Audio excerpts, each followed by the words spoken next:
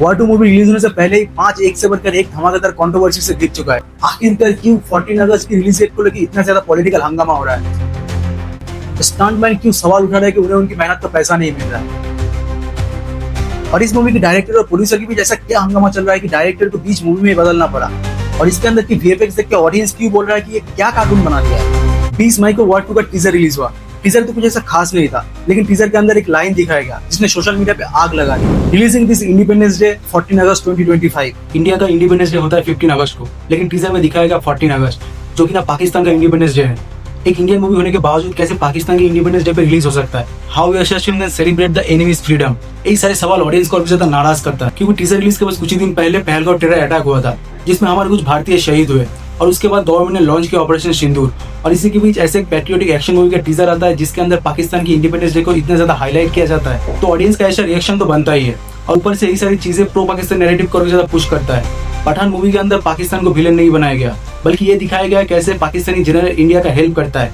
Tiger जिंदा movie के अंदर कैटरीना कैफ एक पाकिस्तानी स्पाई, लेकिन पॉजिटिव पोर्ट्रेल के साथ। और अब वॉर 2 का रिलीज डेट 14 अगस्त। पहले तो सॉफ्ट कैरेक्टर रिप्रेजेंटेशन और अब सिंबॉलिक रिलीज डेट। कि ये सब सिर्फ कोइंसिडेंस है या फिर इसे जानबूझकर किया जा रहा है? अब तक सबको लग रहा था कि वॉर 2 एक हाई बजट स्पाई मूवी है जिसमें जूनियर एनटीआर और ऋतिक रोशन एक दूसरे की बैंड बजाते दिखेंगे, लेकिन अब पता चला असली बैंड तो प्रोडक्शन टीम ने बजाया है, और वो भी डायरेक्टर आयन मुखर्जी का। तो चलो खोलते हैं वॉर 2 मूवी का असली राज। इस मूवी का जो 50% को रीशूट किया गया है, वो भी डायरेक्टर आयन मुखर्जी के बिना। इस 50% सीन्स को रीशूट किया है डायरेक्टर अली अब्बास जफर ने। फिल्म की शूटिंग प्लानिंग था 110 दिन का, लेकिन इस फिल्म को 149 डेज तक शूट किया गया, मतलब लगभग 40 दिन का एक्स्ट्रा शूट इन दोनों डायरेक्टर के बीच क्रिएटिव डिफरेंस के चलते। और जब ऋतिक रोशन की इंजरी हुई, जिसके चलते मल्टीपल डेज ऋतिक के बिना शूट किया गया उनकी बॉडी डबल का यूज करके, अब सवाल तो ये उठता है क्या इंजरी की वजह से था, या फिर ऋतिक को नए सीन्स पसंद नहीं आ रहे थे, या फिर अली अब्बास जफर के अंदर शूट करना उनके लिए कंफर्टेबल नहीं था। और जब टीजर रिलीज हुआ, क्या इसी की वजह से उसके अंदर का पूरा voice over junior NTR centre था? ऋतिक रोशन की नाम तक मेंशन नहीं किया गया था। और इसके पीछे का सच्चाई क्या है वो तो हमें कभी ऑफिशियली पता नहीं चलेगा, लेकिन ये कंफर्म है कि ये अब ड्यूल डायरेक्टर मूवी बन चुकी है। और इन सबसे ऊपर जो बड़ा प्रॉब्लम था वो था ईश्वर हरीश, जो कि ना काफी समय से जूनियर एनटीआर का स्टैंड डबल है। 22 अप्रैल को एक यूट्यूब वीडियो के दौरान उन्होंने कुछ ऐसे बातें बोली जिसके बाद से वॉर 2 मूवी और भी ज्यादा कंट्रोवर्सी में आ गया।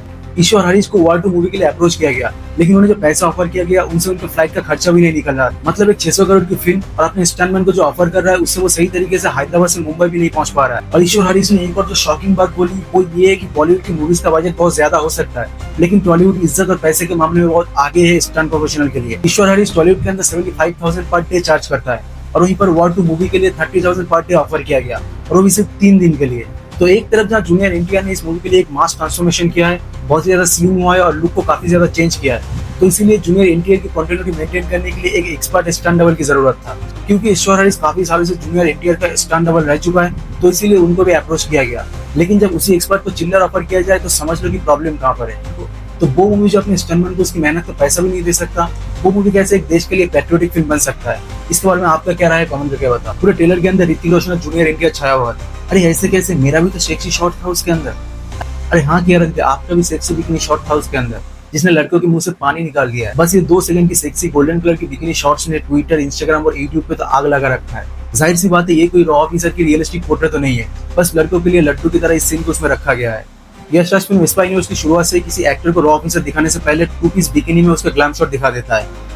जैसे कि दीपिका पादुकोण पूरे पठान मूवी के अंदर बस स्विमिंग सूट में घूमता रहता है, और वॉर मूवी के अंदर बानी कपूर का कैरेक्टर ही एक्सोटिक ड्रेस पहने हुए डांसर का था। फिर आगे चल के इन्हें कुछ सीरियस सीन्स दिया जाता है, लेकिन उससे पहले ऑडियंस का मूड एकदम सेट हो जाता है कि इन एक्ट्रेस को मूवी के अंदर सिर्फ आई कैंडी के तौर पर रखा गया। और किसी भी कमर्शियल मूवी के लिए ग्लैमर एक्ट करना सबसे ज्यादा सेफ होता है, इसलिए बार बार इस चीज को रिपीट किया जाता है। जैसे कि ट्रेलर के अंदर ऋतिक की एंट्री में एक्सप्लोजन, जूनियर एनटीआर की एंट्री में चेज, और कियारा आडवाणी की एंट्री में क्लीवेज। बस 2 सेकंड का ये विजुअल्स बहुत बड़ा मुद्दा बन गया है। कुछ लोग इस सेक्सी विजुअल्स पे तारीफ कर रहे हैं, तो कुछ लोग सोशल मीडिया पे इस चीज को बहुत ज्यादा ट्रोल कर रहा है। इस बारे में तुम्हारा क्या राय है हमें कमेंट करके जरूर बताओ।